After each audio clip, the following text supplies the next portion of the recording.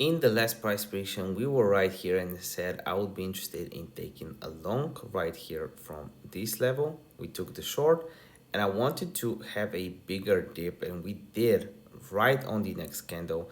I managed to take a very small scalp to the upside, but now I will not take a long, I will not take a short. I think price, and by the way, this video is not financial advice, I think price will pump a little bit. So let's start with the daily chart. On the daily chart, you can see it on the left. I think price will pump to the purple area, which is 345.81. This is where a lot of liquidations are. We'll liquidate them, in my opinion, and from there I'll be looking to scalp to take new trades. How will the new trades look like?